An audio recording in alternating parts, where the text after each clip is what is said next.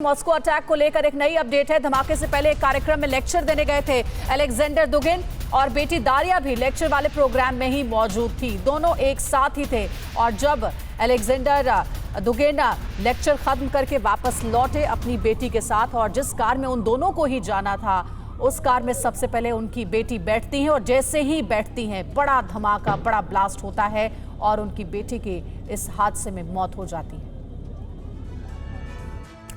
तो जाहिर सी बात है हमलावरों ने पूरी रेकी की हुई थी। हमलावर लगातार इन्होंने इस पूरे उनके मूवमेंट को न केवल देखा बल्कि पूरा प्लान किया और तभी इतने बहुत बारीकी से उन्होंने इस पूरे अटैक को अंजाम दिया। कैसे? हमलावर को पल पल की जानकारी थी। शनिवार शाम मॉस्को में एक फेस्टिवल में लेक्चर देने गए थे दुगिन और ट्रेडिशन एंड हिस्ट्री इस सब्जेक्ट पर दुगिन ने लेक्चर दिया। ट्रेडिशनल फैमिली फेस्टिवल में दुगिन ने यह लेक्चर दिया और उसके बाद लेक्चर में उनकी बेटी दारिया भी थी जो गेस्ट के तौर पर शामिल हुई थी। आपको बता दें दारिया भी रूस की एक जानी मानी पत्रकार थी।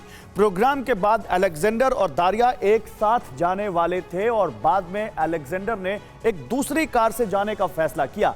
यहीं पर वो बचे और दारिया की मौत हुई। दारिया लैंड क्रूजर प्राडो कार से निकली जिसमें आगे धमाका हो गया, जिसको वो खुद चला रही थी जिस कार को। सवाल है कि हमलावरों ने जरूर इस पूरे मामले अब मैं जनरल सोई आपका यहाँ पर एक्सपर्टीज चाहूंगा। जनरल सोई, ऐसा तो नहीं हो सकता कोई आया और उसने बम लगाया और धमाका हो गया। जाहिर सी बात है हमलावरों ने पूरी प्लानिंग की होगी, पूरी रेकी की होगी, पूरा मूवमेंट उनका देखा होगा और अगर अभी दुगिन बचे हैं लेकिन इसका मतलब ये नहीं है कि उनकी जान पर अब खतरा नहीं है, खतरा और बढ़ गया। नहीं बिल्कुल गौरव, एक तो ये है कि जैसे लगाने का कई तरीके हैं कि हो सकता है मैग्नेट के द्वारा भी आजकल लगा लेते हैं कि कोई ना कोई चलते चलते उसने धीरे से मैग्नेट से बम लगा दिया। विस्फोट जैसा कि आपने अभी जानकारी दी है कि घर में ही बनाया गया, घर के मटेरियल का इस्तेमाल किया जो बहुत ज़्यादा मुश्किल नहीं है। लेकिन ये बात बिल्कुल सही है कि पहली बात तो टारगेट अलेक्जेंडर थे, उनकी बेटी की मौत हो गई। अलेक्जेंडर को मैसेज है, पुतिन को मैसेज है कि मॉस्को की सुरक्षा तंत्र को भेजकर हमला कर सकते हैं, अगले टारगेट आप भी हो सकते हैं।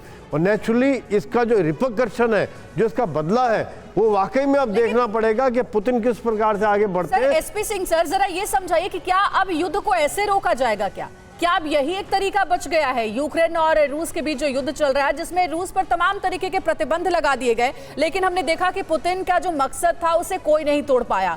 क्या अब जो यूक्रेन के साथ खड़े अमेरिका या पश्चिमी देश हैं उन्हें लगता है कि अब इसी तरीके के माध्यम से पुतिन के मकसद को, उनके ईगो को तोड़ा जा सकता है और ये युद्ध रोका जा सकता है? बिल्कुल अंजलि, ये आप बिल्कुल सही बात बोल रही हैं कि अब ये युद्ध के जो हालात है इस समय, जो अमेरिका की हालत है जिससे वो चाहता है कि अमेरिका और नेटो अपनी एक सर्विस दिखाना चाहते थे, वो सफल नहीं हो पाए इसमें, बल्कि उसके बाद यूरोपियन कंट्रीज ब्रेक डाउन हो जा रही हैं कि उनके जो ऑयल और गैस रिजर्व्स है कम होते जा रहे हैं, उनको सप्लाई नहीं मिल रही है।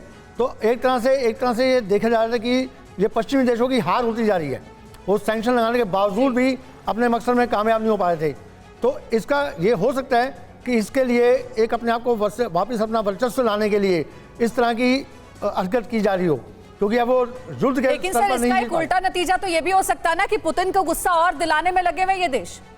ये बात बिल्कुल है, ये तो एक रिएक्शन है। इसके ऊपर क्या करेगा रशिया जब तक इसको आइडेंटिफाई नहीं होता कि किसने एग्जैक्टली किया है। इस तरह के हमलों में एक बड़ी जो रिस्क लिया जाता है कि इसमें आइडेंटिफिकेशन बड़ी मुश्किल होती है कि किसने किया।